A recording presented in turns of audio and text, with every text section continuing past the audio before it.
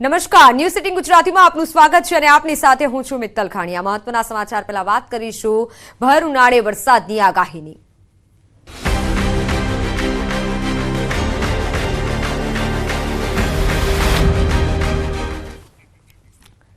તો ગુજરાતમાં 24 કલાક દરમિયાન વરસાદની આગાહી છે। અલગ અલગ ભાગોમાં 2 દિવસ હળવો વરસાદ થઈ શકે છે। વરસાદ અંગે હવામાન વિભાગે આગાહી કરી છે। સાયક્લોનિક સર્ક્યુલેશન સક્રિય થતા વરસાદ થઈ શકે છે। ભેજનું પ્રમાણ વધતા સામાન્ય વરસાદ થઈ શકે છે। થંડરસ્ટોર્મ એક્ટિવિટી સાથે સામાન્ય વરસાદ થઈ શકે છે। ગાજવીજ તેજ પવન સાથે વરસાદ થઈ શકે છે। આવતીકાલે ગાજવીજ સાથે હળવો વરસાદ થઈ શકે તેવું અનુમાન હવામાન વિભાગ દ્વારા વ્યક્ત કરાયું છે। કાલે 16 જિલ્લામાં ગાજવીજ સાથે વરસાદની આગાહી છે અને આજે 19 જિલ્લામાં સામાન્ય વરસાદ રહી શકે છે।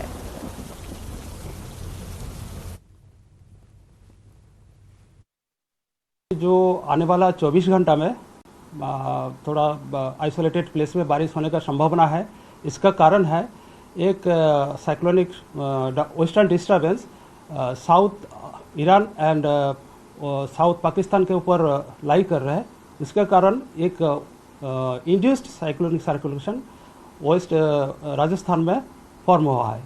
इसके कारण मॉइस्चर इंकर्शन होगा और जो सौराष्ट्र कोस्ट रीजन में बारिश होने का चांसेस है। Thunder storm and thunder shower का भी हम वार्निंग दिए हुए हैं गुजरात रीजन के लिए अगले 24 घंटा में। 24 घंटा के अगले 6 दिन तक आपका ड्राई मौसम रहेगा। हाँ, वो पार्टली क्लाउडी रहेगा। अहमदाबाद में तो बारिश का संभावना ही नहीं है। તો હવે મેપના માધ્યમથી નજર કરીએ કે ક્યાં વરસાદની આગાહી કરવામાં આવી છે, કયા જિલ્લાઓમાં વરસાદ થઈ શકે છે।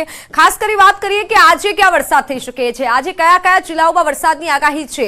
તો ઉત્તર ગુજરાતના બનાસકાંઠામાં આજે વરસાદ રહી શકે છે, સાથે સાબરકાંઠામાં પણ વરસાદની આગાહી છે। મહેસાણામાં વરસાદ રહી શકે છે। અરવલ્લીમાં પણ આજે કમોસમી વરસાદ પડી શકે છે। મહીસાગર, દાહોદમાં, ખેડામાં, પંચમહાલ, વડોદરા, છોટાઉદેપુરમાં વરસાદ રહી શકે છે। સાથે નર્મદા, સુરત, નવસારી, તાપી, ડાંગ, વલસાડમાં કમોસમી વરસાદ આજના દિવસે રહી શકે છે। કચ્છ, જામનગર, દેવભૂમિ, દ્વારકામાં આજે વરસાદ થઈ શકે છે। કમોસમી વરસાદની આગાહી કરવામાં આવી છે। હવામાન વિભાગ દ્વારા આ મહત્વની આગાહી કરવામાં આવી છે અને હવે વાત કરીએ કે આવતીકાલે ક્યાં વરસાદ થઈ શકે છે, કયા કયા જિલ્લાઓમાં ખેડૂતોએ સાવધાની રાખવાની જરૂરિયાત છે। તો ઉત્તર ગુજરાત બનાસકાંઠામાં પણ આવતીકાલે વરસાદ થશે।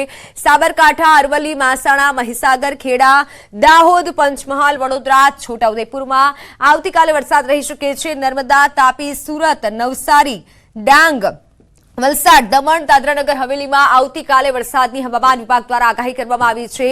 આ મહત્વની આગાહી હવામાન વિભાગે કરી છે। આવતીકાલે પણ અમુક જિલ્લાઓમાં વરસાદ થઈ શકે છે અને હવે વાત કરીશું અંબાલાલ પટેલની ભયંકર આગાહીની।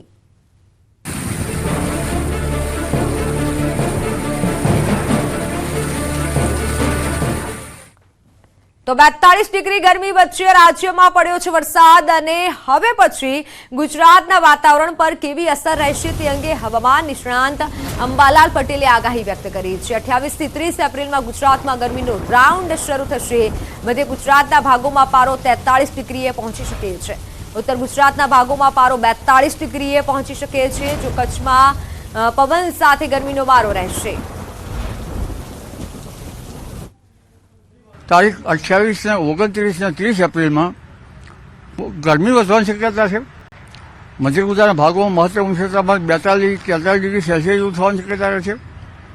ઉત્તર ગુજરાતના ભાગોમાં 42 ડિગ્રી સેલ્સિયસ જેવું થવાની શક્યતા રહે છે। સુરતના ભાગોમાં પણ ગરમી રહેશે। જૂનાગઢ, અમરેલીના ભાગોમાં પણ ગરમી રહેશે। ઉત્તર સૌરાષ્ટ્રના ભાગોમાં પણ ગરમી રહેવાની શક્યતા રહેશે। કચ્છમાં ગરમી સાથે પવન વધારે ફૂંકાશે। આહવા, ડાંગ, વલસાડમાં પણ ગરમી રહેશે। તો આ વખતે એવી અસર જોવા મળી શકે છે। પ્રી મોન્સૂન એક્ટિવિટી, પશ્ચિમી વિક્ષેપની અસર, અરબી રાષ્ટ્રોમાં ભારે વરસાદ આવશે, જ્યારે કે પશ્ચિમી વિક્ષેપ 29મી એપ્રિલે જૂન સુધી ઘણા ભાગોમાં વરસાદ થશે। ભેજના કારણે વાદળછાયું વાતાવરણ રહી શકે છે।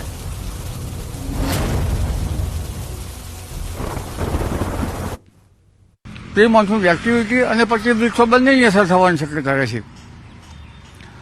દુબઈ, ઓમાન અને આરબ રાષ્ટ્રોમાંથી ભારે વરસાદ થવાની શક્યતા છે। આ પશ્ચિમ વિક્ષોભ જે આરબ રાજ્યોમાંથી આવશે તે પાકિસ્તાન થઈ કચ્છના થોડા ભાગો અને ઉત્તર ભારતના ભાગોમાં પ્રભાવિત રહ્યા છે, જેના કારણે તારીખ 29મી એપ્રિલથી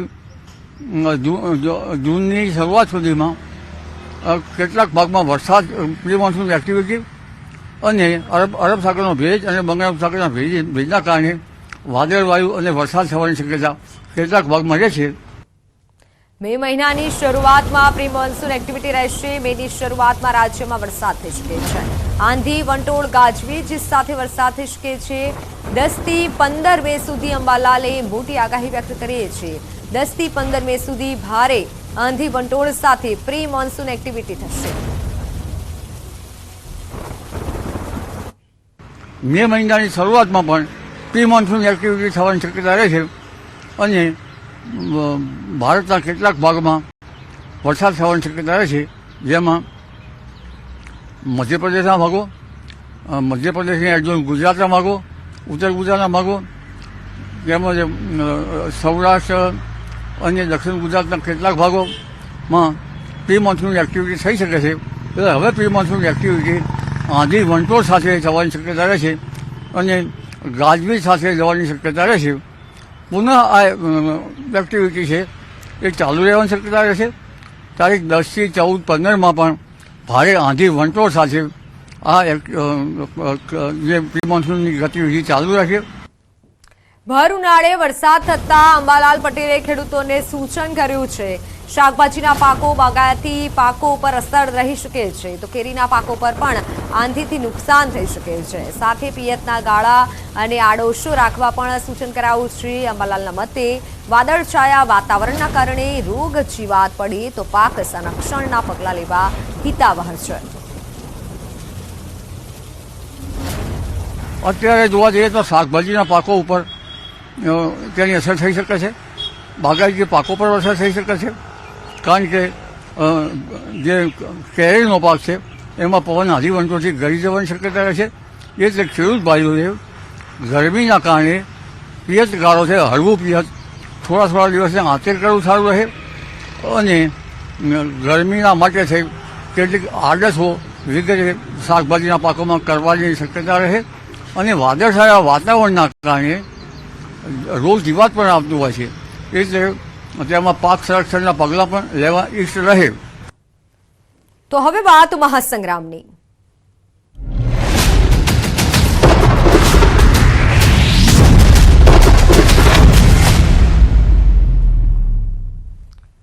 તો અમિત શાહના ગુજરાત પ્રવાસ અંગે મહત્વના સમાચાર સામે આવ્યા છે. ન્યૂઝ 18 પાસે અમિત શાહના કાર્યક્રમોની વિગતો સામે આવી છે. આવતીકાલે કેન્દ્રીય ગૃહમંત્રી અમિત શાહ આવશે ગુજરાત. શાહ મેરેથોન પ્રચાર કરશે. આવતીકાલે શાહ 4 લોકસભા બેઠકમાં પ્રચાર કરશે. પોરબંદર, ભરૂચ, પંચમહાલ અને વડોદરા બેઠક પર પ્રચાર કરશે. સવારે પોરબંદરમાં અમિત શાહ સભા કરશે. પોરબંદર બાદ બપોરે 3:30 વાગે શાહ ભરૂચમાં સભા કરશે. સાંજે 5:30 વાગે શાહની પંચમહાલ ખાતે સભા યોજાશે. સાંજે 7:30 વાગે વડોદરામાં રોડ શો કરશે. અમિત શાહના ગુજરાત પ્રવાસ અંગે ન્યૂઝ સિટી ગુજરાતી પાસે આ મહત્વના કાર્યક્રમોની વિગત જે અમે આપને બતાવી રહ્યા છીએ, વિગતો સામે આવી છે. આવતીકાલે સાંજે 7:30 વાગે વડોદરામાં અમિત શાહ રોડ શો કરશે. લોકસભા ચૂંટણી પહેલા પંચમહાલ જિલ્લામાં કોંગ્રેસને મોટો ઝટકો લાગ્યો છે. ગૃહમંત્રી અમિત શાહની હાજરીમાં કોંગ્રેસના આગેવાનો કેસરિયા કરશે. આવતીકાલે કોંગ્રેસ આગેવાનો સાથે 72 લોકો ભાજપમાં જોડાશે. કોંગ્રેસના વિધાનસભાના 2 પૂર્વ ઉમેદવાર અને જિલ્લા મહિલા કોંગ્રેસ પ્રમુખ કેસરિયા કરશે. દુષ્યંતસિંહ ચૌહાણ, રશ્મિકાબેન ચૌહાણ ભાજપમાં જોડાશે. ગુરુવારે આ તમામ નેતાઓએ ગાંધીનગરમાં મુખ્યમંત્રી સાથે મુલાકાત કરી હતી. 2 દિવસ અગાઉ તમામે કોંગ્રેસમાંથી રાજીનામું આપ્યું હતું. તો ભારત વિરોધી લોકો બબુચક સરકાર બેસાડવા માંગે છે. જૂનાગઢના કેશોદમાં ભાજપ નેતા જીતુભાઈ વાઘાણીનું નિવેદન સામે આવ્યું છે. ભારત વિરોધી લોકો પાછલા વારણેથી સક્રિય થયા છે. મોદી સરકાર જેવી સરકારો તેઓ ઈચ્છતા નથી. તમે સમજુ લોકો છો, સમજીને નક્કી કરજો તેવું નિવેદન સામે આવ્યું છે.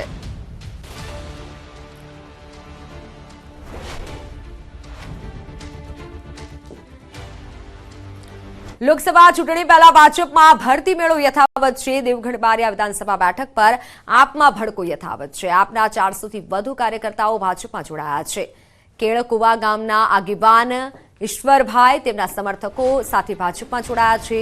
રાજ્યમંત્રી વજુભાઈ ખાબડ અને ભાજપ ઉમેદવાર જશવંતસિંહ ભાભોરની આગેવાનીમાં તેઓ ભાજપમાં ભળ્યા છે।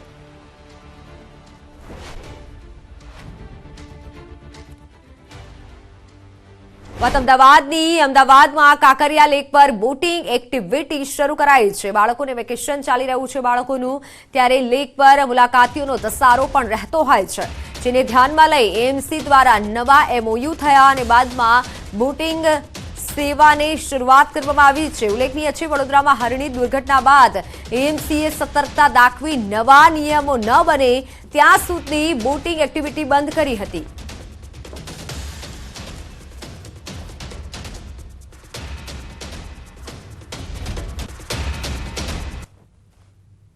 મહાનગરપાલિકા સંચાલિત કાંકરિયા તળાવમાં તમામ વોટર સ્પોર્ટ્સ એક્ટિવિટી ફરી એકવાર ચાલુ કરી દેવામાં આવી છે।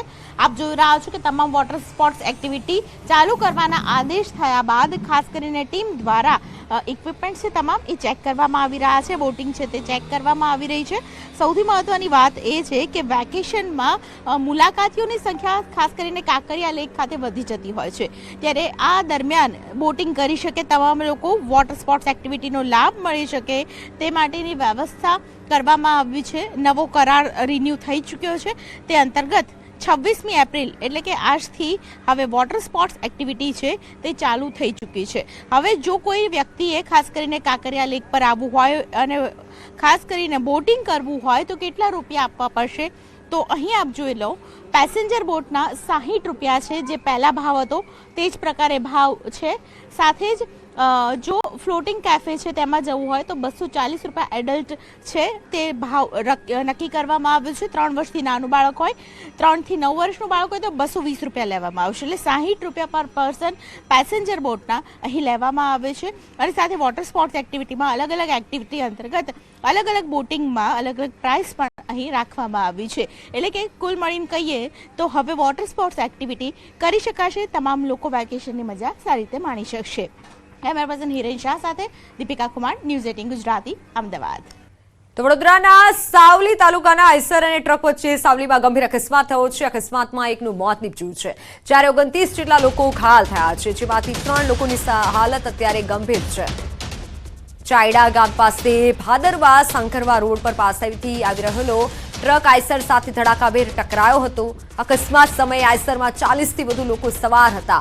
તમામ ઇજાગ્રસ્તો આણંદના અડાસથી બાળકની બાબરી પ્રસંગે અને માનતા પૂરી કરવા નટવરનગર જઈ રહ્યા હતા, જે તમામને નાની મોટી ઈજાઓ પહોંચી છે। સ્થાનિકો અને રાહદારીઓ મદદે દોડી આવ્યા હતા અને ઘાયલોને બહાર કાઢ્યા। 108ની મદદથી તમામ લોકોને સારવાર માટે ખસેડાયા છે। હાલ તો 29 લોકોને સયાજી હોસ્પિટલમાં સારવાર અપાઈ રહી છે। જોકે અકસ્માતના પગલે રસ્તા પર લોકોના ટોળા જમા થઈ ગયા હતા। ભારે ટ્રાફિક જામ થતા પોલીસે સ્થળ પર પહોંચી કાર્યવાહી કરી છે। અકસ્માતગ્રસ્ત બંને ટ્રકને જેસીબીની મદદથી ખસેડી રસ્તો ખુલ્લો કરવામાં આવ્યો। અકસ્માતની જાણ થતાં ભાજપ કોર્પોરેટર અને કાર્યકરો હોસ્પિટલ દોડી આવ્યા અને ઇજાગ્રસ્તો માટે પાણી, ORS જ્યુસની વ્યવસ્થા કરી હતી। ઓનલાઈન પર સંવાદદાતા હાર્દિક દીક્ષિત જોડાઈ ચૂક્યા છે। હાર્દિક, ઘાયલોની હાલત કેવી છે અત્યારે, કઈ રીતે અકસ્માત થયો? બિલકુલ, જો સમગ્ર મામલે વાત કરીએ તો આણંદ જિલ્લાનો અડાસ ગામના જે પરિવારના સભ્યો છે તેઓ ત્યાંથી નીકળ્યા હતા સામાજિક પ્રસંગ માટે। પરિવારોમાં ખુશીનો માહોલ હતો, પરંતુ આજે સાવલી તાલુકાનો ભાદરવા અને સાકરદા રોડ છે ત્યાં અચાનક જ જે ગમખ્વાર અકસ્માત છે તે સર્જાયો હતો અને અકસ્માતના જે સીસીટીવી ફૂટેજ છે તે પણ સામે આવ્યા છે। આ જે ઘટના એક્ઝેક્ટ બની છે તે ચાયડા ગામ પાસે આ ટ્રક અને આઈસર વચ્ચે અકસ્માત થયો હતો, જેની અંદર ખૂબ જ મોટી માત્રામાં લોકો જે છે ઇજાગ્રસ્ત થયા હતા। ઘટના સ્થળે એક વ્યક્તિનું જે છે તે કમકમાટી ભર્યું મોત નીપજ્યું હતું। આ અકસ્માત જે છે એટલો ગંભીર પ્રકારનો હતો કે ફાયર બ્રિગેડ દ્વારા રેસ્ક્યુની કામગીરી કરવામાં આવી। તે સાથે સાથે વાત કરીએ તો જે ઇજાગ્રસ્તો છે તેમને બહાર કાઢવા માટે જે ક્રેન છે તેની પણ મદદ લેવામાં આવી હતી। હાલ લગભગ 29 જેટલા લોકો જે છે તેમને સયાજી હોસ્પિટલ ખાતે સારવાર માટે લાવવામાં આવ્યા હતા, તેમાંથી લગભગ 3 જેટલા જે ઇજાગ્રસ્ત છે તેમની હાલત જે છે અત્યારે ગંભીર છે। આ તમામ લોકોને આઈસીયુમાં સારવાર આપવામાં આવી રહી છે। આજે અકસ્માતની માહિતી જ્યારે મળી ત્યારે જે ભાજપ અને કોંગ્રેસ બંને જે ઉમેદવારો છે તેઓ સાવલી તાલુકામાં જ પોતાનો પ્રચાર કરી રહ્યા હતા। એટલે અકસ્માતની જાણ થતાની સાથે આજે બંને પક્ષના ઉમેદવારો છે તેઓ તાત્કાલિક ધોરણે જે સયાજી હોસ્પિટલ છે ત્યાં પહોંચી ગયા હતા અને જે ઇજાગ્રસ્તો છે અને પરિવારો છે તેમને બનતી મદદ જે છે તેમના દ્વારા કરવામાં આવી હતી અને અત્યારે સયાજી હોસ્પિટલમાં જે ઇજાગ્રસ્તો છે તેમની સારવાર ચાલી રહી છે અને જે સ્થાનિક પોલીસ છે તેમના દ્વારા સમગ્ર મામલે અકસ્માત કઈ રીતે સર્જાયો, કોની ભૂલ હતી તે દિશામાં વધુ તપાસ હાથ ધરવામાં આવી છે. બિલકુલ હાર્દિક આભાર માહિતી બદલ. તો હાલ સમાચારોમાં સમય થયો છે વિરામનો. નજર કરીએ ટોપ 3 હેડલાઇન્સ પર.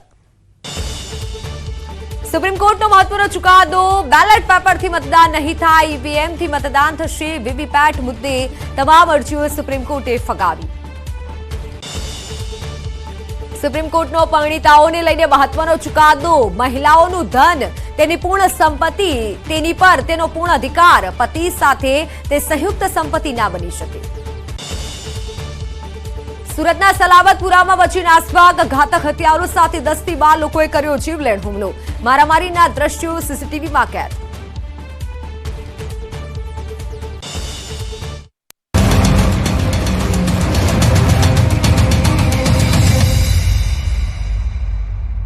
Charuset, 25 years of igniting success.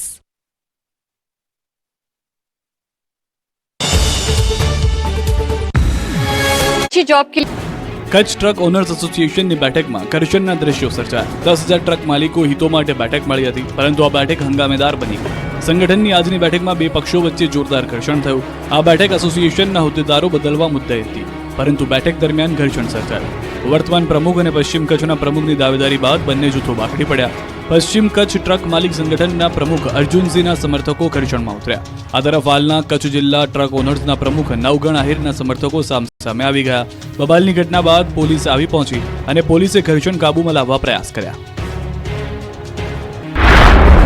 ગરમીથી નહીં મળે કોઈ રાહત. રાજ્યમાં ગરમીનો પ્રકોપ વધવાની આગાહી. ગુજરાતમાં ગરમીનો પ્રકોપ યથાવત રહેશે. આગામી 7 દિવસ ગરમી પડવાની હવામાન વિભાગે આગાહી કરી છે. એટલું જ નહીં, તાપમાનમાં 2 ડિગ્રીનો વધારો થવાની પણ સંભાવના છે. હાલમાં રાજ્યના મોટાભાગના વિસ્તારોમાં ભીષણ ગરમી પડી રહી છે. अहमदाबाद सहित विस्तारों में आगामी दिवसों में गर्मी નું પ્રમાણ વધે તેવી શક્યતા છે. अहमदाबाद का एंड आसपास क्षेत्र के तापमान अगले 24 घंटा में 41 डिग्री सेंटीग्रेड के आसपास रहने का संभावना है और जो तापमान अगले 7 दिन तक नॉर्मल चेंज रहने का संभावना है. ગઈકાલે સૌથી વધુ તાપમાન 41.7 ડિગ્રી વલ્લભ વિદ્યાનગરમાં નોંધાયું હતું અને ગરમીનો પારો વધશે તો મોટાભાગના વિસ્તારોમાં તાપમાન 42 ડિગ્રી આસપાસ રહી શકે છે. નિલેશ કુંભાણીનું ફોર્મ જે દિવસથી રદ થયું છે તે દિવસથી જ તે અદૃશ્ય થઈ ગયા છે. રવિવારે નિલેશ કુંભાણીનું ફોર્મ રદ થયું, જે બાદ તે કોઈના સંપર્કમાં નથી. તેમના ઘરે પણ તાળા મારી દેવામાં આવ્યા હતા. ત્યારે નિલેશ કુંભાણીના પત્ની 4 દિવસ બાદ તેઓ સુરત ખાતેના તેમના ઘરે આવ્યા. નિલેશ કુંભાણીના પત્નીએ જણાવ્યું કે જ્યારે નિલેશ કુંભાણીને કોંગ્રેસના કાર્યકર્તાઓની જરૂર છે ત્યારે તેઓ સાથે નથી. તેઓએ આક્ષેપ મૂક્યો કે પક્ષના કાર્યકર્તાઓ હોય તે પણ ગેરમાર્ગે દોરવાનું કામ કરે છે. નિલેશનું નામ ખરાબ કરવા જઈ રહ્યા છે. ગાયબ નિલેશ કુંભાણી અમદાવાદમાં છે. ફોર્મ રદ થતા કાર્યવાહીમાં છે તેવો દાવો પણ કુંભાણીના પત્નીએ કર્યો. બધાનું સાહસ કરીને હું અહીંયા અમે બોલી અને ઉપર જતા દોષનો પોટલો અમારી ઉપર જો એ લોકો તો એમના રાજકીય પણ જેનું ઘરનું માણસ નથી, એના પોતાના ઠેકેદારો સગા એ બધાને અમારે જવાબ દેવો છે. અમારી ઉપર ફોન આવે છે ક્યાં છે અમારા ઘરના માણસો, એમ જાણકારી લેવા માટે પણ એ માણસ કંઈક તો કાર્યવાહી કરતો હોય ને. કાર્યકરોની હેરાનગતિ થતા કુંભાણીના પત્નીએ પોલીસ બોલાવી હતી. હાલમાં કુંભાણીના ઘર બહાર પોલીસ તૈનાત છે. આ દરમિયાન ભાવુક થયેલા નિલેશ કુંભાણીના પત્નીએ કહ્યું કે સાહસ કરીને મીડિયા સામે બોલતા રોષનો ટોપલો તેમની પર ઢોળાયો છે. કેટલાક લોકો રાજકીય રોટલા શેકે છે. સુરત કોંગ્રેસના ઉમેદવાર નિલેશ કુંભાણીનું ફોર્મ રદ થયું. Charuset, 25 years of igniting success.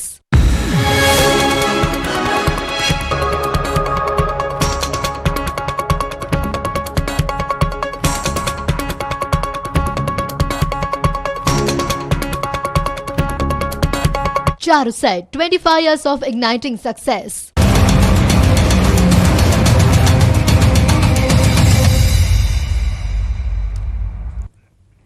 Welcome back. નજર કરીએ સમાચારો પર. તો મોરબીનો બચ્છુ 3 ડેમ ખાલી કરાશે. રિપેરિંગ માટે ખાલી કરાશે બચ્છુ 3 ડેમ. 258.45 MCFT પાણીનો જથ્થો ખાલી કરાશે. નીચાણમાં આવતા મોરબી અને માળિયા મિયાણાના 21 ગામને એલર્ટ કરાયો છે. મોરબીના ગોર, ખીચડીયા, વનાળિયા, માનસર, નારણકા, જૂના અને નવા, સાદુળકા, અમરનગરને એલર્ટ કરાયા છે. માળિયા મિયાણાના દિરાળા, મેઘપર, નવાગામ, રાસંગપર, વીર વિદરકા, માળિયા, હરિપર અને ફતેપરને એલર્ટ અપાયું છે. વલસાડ લોકસભાના કોંગ્રેસ ઉમેદવાર અનંત પટેલ ડીજેના તાલે ઝૂમ્યા છે. વાસદા તાલુકાના જરી ગામમાં લગ્ન પ્રસંગમાં હાજરી આપવા તેઓ પહોંચ્યા હતા, જ્યાં લગ્ન પ્રસંગમાં ડીજેના તાલ અને એક જ ચાલે અનંત પટેલ ચાલેના નાદ સાથે ગીત ગાઈ અને જાનૈયાઓ ઝૂમી ઉઠ્યા હતા. લગ્ન પ્રસંગમાં પહોંચેલા અનંત પટેલનો વિડીયો સોશિયલ મીડિયામાં વાયરલ થઈ રહ્યો છે.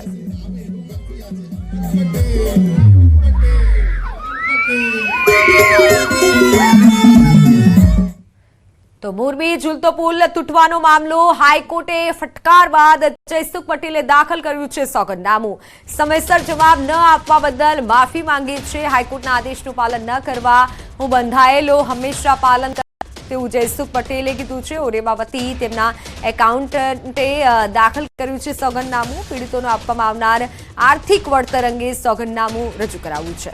વળતર પેટે 14 કરોડનું ચૂકવણું કરવામાં આવ્યું. ઓરેવા કમિટીએ કીધું છે, જ્યારે 5 બાબતોને લઈને વળતર બાબતે વાતચીત આગળ વધી રહી હોવાનું પણ સોગંદનામામાં ટાંક્યું છે, જેમાં વૃદ્ધો, વિધવા, પીડિત, અનાથ અને ઘાયલોને માનસિક સ્વાસ્થ્ય બાબતે ચર્ચાઓ.